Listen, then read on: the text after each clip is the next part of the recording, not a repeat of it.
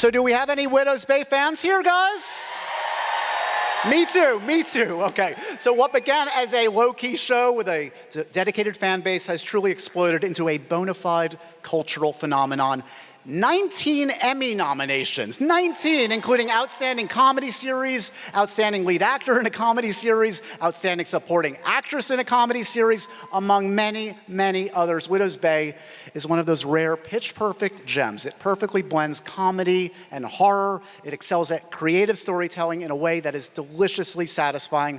I am totally obsessed, as I'm sure all of you guys are. The show takes risks that pay off immeasurably, and it's just an utter joy to watch, even when it's scaring the crap out of you. And don't even get me started on all the unforgettable performances by this truly dream cast. Lucky for us, we have a ton of seats to fill here, guys. We have a lot of the cast here. From Widows Bay, I want you to make them feel very welcome. I'm so excited to introduce to the stage creator and showrunner Katie Dippold, everybody. Give her a welcome, Katie. Director and executive producer Hiro Murai. Give it up.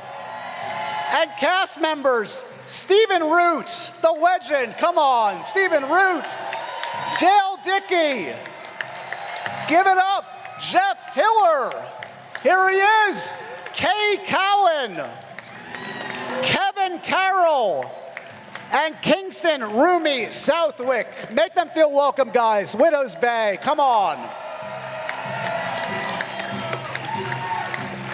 Let's go. Congratulations, guys. We're all obsessed with your show. Unbelievable. All those Emmy nominations. I mean, you can't ever expect something like this. I have to ask you, first of all, what your reaction was to that side of it, to like literally 19 Emmy nominations. How did you react, Katie? I was pretty floored. That was very exciting. Dale, I think you had the best reaction now. Dear God in heaven, what the hell just happened? The best version of surprise, though, right? Yeah. I mean, did any of you have a moment where, like, you realized, oh wow, this show has penetrated the zeitgeist? Like, this is happening. Any moments in the last few months? I mean, God, it's just been wild. Like, it's really, I don't know. It's just been crazy. I'm like mumbling and rambling right now. I am floored by the size of this crowd. My aunt in Japan, who's never texted me about anything I've worked on, texted me how much she loved the show. So I was like, oh, something's happening. Yeah.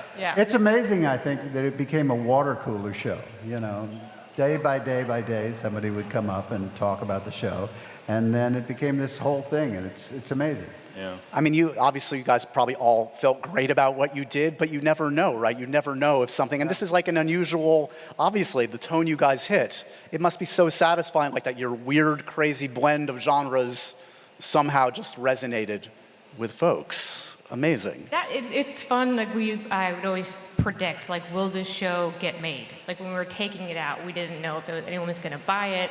But then we've got this amazing group, and but I would never predicted that we'd be at Comic-Con. Obviously, this was always meant to be. I mean, this show has been in your head for a long, long time, I know. Talk to me a little bit about, I don't know, how it compares to your initial ideas for the show, how it's evolved from here all the way to back then. So the first version was a spec for Parks and Rec, but it was more, it started off that everyone knew was a haunted town. There was no Wick in that version, which is a big difference. Blasphemy. Really? Yeah. Steven's angry. I can see he's... Burn every copy. I love you. Okay.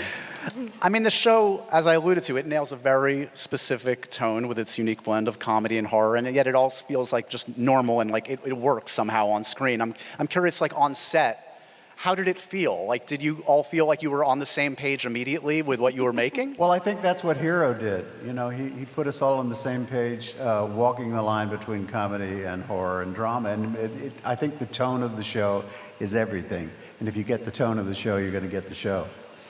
For the rest of you, Jeff, Kay, all of you, I'd love to hear just like what it felt like on set in terms of like, did it feel like, oh yeah, we're nailing this very unusual tone, or were you surprised how it turned out?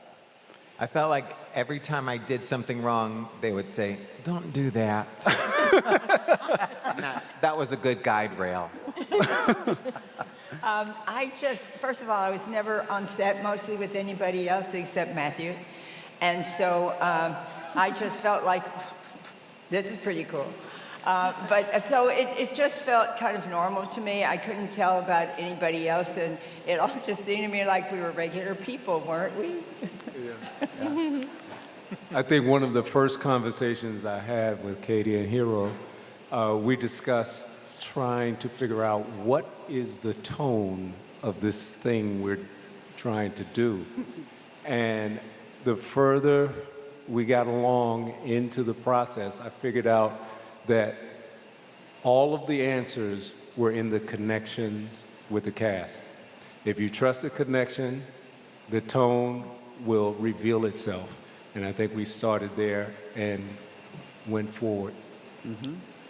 I think it's really interesting because, you know, I don't think any of us knew what we were doing on set most of the time, but I think that the collective knowledge that, like, we're going to do this and we're going to do the best to our abilities is just good to create that sense of family. And Katie and Hiro really did that. And just thank you, guys, because look at what we did.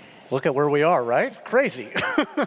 I mean, one of the things I think that like really resonated with folks, it certainly resonated for me, is like it has such a lived-in quality. It feels like Widow's Bay is like a real palpable location, despite it being, you know, at times it's heightened and fantastical, but it does feel like a place you could visit. Can you guys talk a little bit about just creating that kind of grounded reality, Hiro and Katie? I mean, I just go back to our initial conversation, and whenever we were talking about the world building, Katie would always be like, I know this sounds psychotic, but like I would stay in that haunted inn, and like I would want to get a coffee at that diner. And so, yes, the horror is there, and you know, it should be sort of off-putting to be there, but I think there's like an inherent coziness, and like, you love this place, you know? And so I think that's part of the DNA and what makes the show so watchable, I think. I would like to be killed there. Yeah. That's your goal? Yeah. That's why you did the show, to create a place where you can die. Yes. Right. Well, don't tell Matthew I said this, but Stephen, is Wick the hero of the show? I feel like he kind of is. How did this character strike you on the page, and what did you want to bring to him when you started to read what he was all about? Well, I played a lot of heavies in my life, and what's wonderful about this character is I can bring some humanity into him, and I think that's where we started at the beginning. That to really care about this character, you have to see how tirelessly he's trying to protect the people on the island, you know. And I love being myself a little more in this role than in a lot of other roles I've done. So I think it's about kindness, you know. Yeah, it really is. Well, thank you for giving this amazing actor such an opportunity. He's amazing in it. Amazing. The great Stephen Root, everybody. Emmy nominee, Stephen Root. Well deserved. Jeff, let's talk about Dale. He's tried to be supportive in Tom and Patricia throughout the entire season, but at the end, he did lose it, it's fair to say, in the shelter. What do you think? According to whom? I didn't mean any offense. I'm so sorry. What do you think caused him to crack in the end? And would you have cracked if you were there? I mean, to be fair, that was a pretty screwed up movie he had to watch. I probably wouldn't have been quite as dramatic, but I would have freaked out too. Yeah. We're talking about eating people and stuff. We support it. Not right. It's not right. Kevin, I mean, I guess Bashir is maybe the most sensible character on the show, we could argue. And I mean, he does shoot a woman in the back, so we have to hold that against him, right? But do we think he's still fit to be sheriff, given everything that's happened? The question of being fit is not the real question. The question is, does he want to be sheriff? That's fair. Of this, right, of this island. But I think so. Okay. You know, yeah. And listen, he's fighting for his child. What parent in here wouldn't go to the nth degree for the sake of their children, right? It's what we do. Yeah. Okay, there we go. Okay. Speaking of being shot in the back, hi, Kay. Hi. Good to see you. Did you know from the beginning how integral the mystery of Ruth was going to be to this whole story? I knew nothing. I got to read the pilot. That was it. And then, when the first day I shot the pilot, the second day I shot like 7, having not read 6, 5, 4, 3, 2. I had no idea what Ruth's journey was going to be. I had just put my life in Katie and Hiro's hands. And thank goodness. Kingston, obviously, okay, spoiler alert, we've all seen Widow's Bay, right? I mean, some major revelations, obviously, Ruth's grandson, we've learned. Talk to me a little bit about the relationship between Kingston and dear old dad. Do you sympathize with Evan's frustrations? Could he have gone a little easier on poor Mayor Tom? What do you think? I think that like the relationship is a really big part of just like the story and also like watching it back. I think that if you look back and look at all the scenes with me and Tom, it's shot differently than most of the show. And I think that it really just tells a story of like, this is kind of bringing Tom back to reality, you know, instead of him being so, you know, trying to make the whole island picture perfect and trying to make it this next Martha's Vineyard. And I think that the relationship is so great because we keep a lot of secrets from each other, and I think that's what kind of keeps us honest. And like certain things that I can do, he can't say that I can't do because he's doing things that he shouldn't be doing either. So I think it's a really fun relationship. Also, not just with Evan and Tom, but just with me and Maddie. I think that he's just, it's annoying because he's too funny and he's so nice and he's just everything that you want him to be. So it was good. It was easy to have that relationship with him for sure. We have to talk to the great Dale Dickey. Dale, Rosemary, I mean, yes, give it up for Dale. Come on, everybody. Always amazing. Rosemary is, look, she's supportive to a fault. She keeps her cool, even managing, you know, to turn a family lineage lecture into arguably, I would say, one of the most entertaining scenes of the show. How do you pull off a scene like that? Well, Rosemary's answer would be a carton of cigarettes and a bottle of Fireball. Dale's answer would be channeling my 7th grade English teacher, Mrs. Yancey, at audiovisual time. The lights would go down and I could go to sleep. And the amazing, unending, massive support from my cast members and crew. They were there with me, holding my hand, and this man ran my lines with me. No. Thank you, Jesus. And actually, oh, she brought a prop. it all started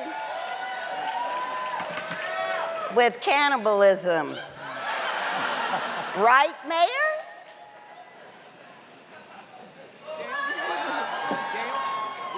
We don't. No. We don't talk about cannibalism. You know, we don't talk about cannibalism. Why, hello, Matthew Rhys. Give it up for Matthew Rhys, everybody.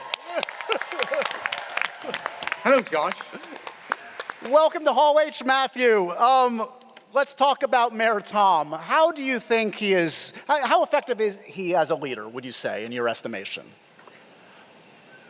I think his effectiveness certainly would be down to the islanders to judge. I think his enthusiasm is without question, without doubt. He is enthusiastic to the nth degree, and he wants the very best, not only for the island, but for those who live upon it. And so I would choose enthusiasm over possibly effectiveness.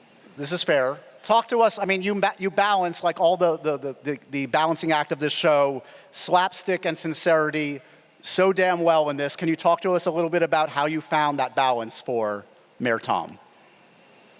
I didn't find anything, Josh. That's how I live my life. My life is a balance. My life is a balance of slapstick and farce. And so it's so seamless. It made sense. Let's talk, most importantly, about your mushroom trip episode. How was it? Did you go method? What happened? I mean, I won't divulge things like that. But needless to say, about 3 or 4 bottles of good Chablis will get you to that place, which is to be encouraged at times. It was a lot of fun. YouTube is the great provider these days for actors. So there was a lot of footage I shamelessly copied verbatim of people enjoying themselves, and that was to me the mushroom trip. Well, you absolutely nail it. We appreciate you zooming in from your undisclosed location. Give it up for Matthew Rhys, everybody. We love him. Yes, Katie. Wait, Matthew, did we catch you in the middle of a sauna? Yes, you did. Although I did keep my shirt on for this. Don't pan down, whatever we do. No joke. Matthew, thanks again for joining us. Give it up one more time. Matthew Rhys, everybody. So for our panel here, look, there were so many fun blink and you'll miss it details sprinkled out throughout the series. And the nature of this show is like everybody's obsessing over all the details. Is there something that you've been excited to see the fans discover and obsess over in the show, Katie? I'm so happy that the genealogy scene seemed to land with people because that was one of the hardest things. And Dale Dickey here memorized that entire thing. And I remember it was the projector screen. Remember it was like upside down on the screen? Oh, yeah. And so she couldn't even really use it. She had to really go by her mind. And I remember Matthew pulled me aside on set and said, "Do you hate Dale Dickey?" So I'm really glad that came together because, my God, what she had to do. Dale, you killed it. Well, we appreciate what you guys made. This was such a special show. We're going to let you go so you can get back to work and deliver us season 2 as quickly as possible. Give it up for this amazing cast, creators of Widow's Bay, everybody. Hall H, make them feel welcome. Come on. Thank you, guys. Thanks, Katie.